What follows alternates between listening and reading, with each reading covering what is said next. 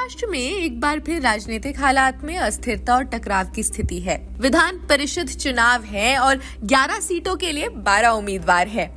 सत्तारूढ़ गठबंधन के तीनों दलों ने खतरे को भांप लिया है और क्रॉस वोटिंग को रोकने के लिए अपने विधायकों को 5 स्टार होटल्स में भेज दिया है। लेकिन विपक्षी खेमे के केवल शिवसेना यूबीटी ने अपने विधायकों को एक जगह इकट्ठे होने के लिए कहा है। एनसीपी के एक वरिष्ठ नेता ने कहा, क्रॉस वोटिंग तभी होगी जब दूसरे पक्ष को वोट देने वाले विधायकों को 3 महीने बाद विधायक का टिकट मिलने का आश्वासन हो।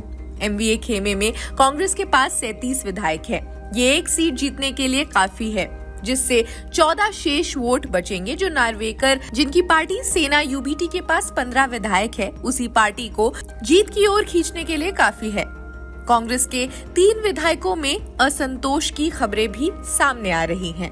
एनसीपी के पास 13 विधायक हैं और पीडब्ल्यूडी को जीतने के लिए उसे उन सभी वोटों की आवश्यकता होगी। अब इसमें बहुजन विकास आघाड़ी के 3 विधायक, एआईएमआईएम और समाजवादी पार्टी के 2-2 विधायक और सीपीआईएम के 1 विधायक जैसी छोटी पार्टियों के वोट के माध्यम से समर्थन की जरूरत है। इन दलों के अलावा महाराष्ट्र नवनिर्माण सेना यानी राज ठाकरे के पास भी 1 विधायक है। उसमें कांग्रेस के चंद्रकांत हंडोरे की भी हार शामिल है। इसके तुरंत बाद एकनाथ शिंदे के नेतृत्व में कुछ विधायकों के विद्रोह की वजह से महाविकास आघाड़ी एमवीए सरकार गिर गई। इससे शिवसेना में विभाजन हो गया। इस बार हालात अलग है। महाराष्ट्र में सत्तारूढ़ महायुति गठबंधन को कड़ी चुनौती का सामना करना पड़ रहा है और विपक्षी एमवीए गठबंधन को उम्मीद है कि सत्तारूढ़ गुट के विधायकों की थोड़ी मदद से अपने तीनों उम्मीदवारों की जीत पक्की कर लेगा, जो उद्धव ठाकरे के नेतृत्व वाली शिवसेना यूबीटी या शरद पवार की राष्ट्रवादी कांग्रेस पार्टी का समर्थन करने की योजना बना रहे हैं। 288 विधानसभा सीटों पर चुनाव होने हैं। इससे पहले मंगलवार को 3 प्रमुख सहयोगियों कांग्रेस, एनसीपी और शिवसेना के शीर्ष नेताओं ने एक महत्वपूर्ण बैठक की और सीट बंटवारे के फॉर्मूला पर विचार विमर्श भी किया। एमएलसी चुनावों का समय महत्वपूर्ण है क्योंकि ये महायुति के लोकसभा चुनाव में हार का सामना करने के ठीक 1 महीने बाद और विधानसभा चुनावों से कुछ महीने पहले हो रहा है। लोकसभा चुनाव में विपक्ष ने राज्य की 48 संसदीय सीटों में से 31 पर जीत हासिल की थी। कांग्रेस के सूत्रों के मुताबिक उम्मीद जताई जा रही है कि कांग्रेस पार्टी 120 से लेकर 130 विधानसभा सीटों पर चुनाव लड़ सकती है।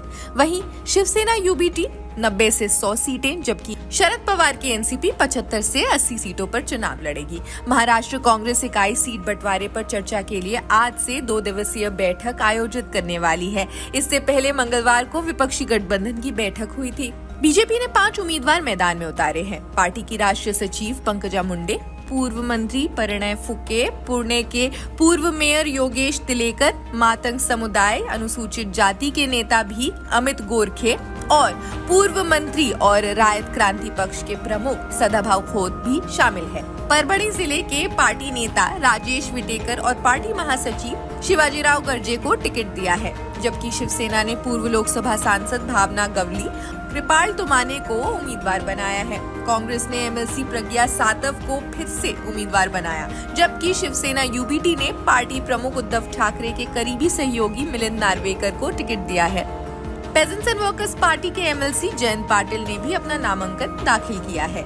27 जुलाई को सेवानिवृत्त होने वाले 11 एमएलसी में से 4 बीजेपी से, 2 कांग्रेस से और 1 एनसीपी, शिवसेना यूबीटी, पीडब्ल्यूडी और राष्ट्रीय समाज पार्टी से हैं। विधानसभा की ताकत 288 से घटकर 274 हो गई है, क्योंकि 7 विधायक लोकसभा के लिए चुने जा चुके हैं। 4 की मृत्यु हो गई है और 2 ने इस्तीफा दे दिया है और 1 को अयोग्य भी घोषित कर दिया गया है। खैर, इस खबर में बस इतना ही। बाकी देश दुनिया की खबरों के लिए भी जुड़े रहिए जनसत्ता के साथ। शुक्रिया।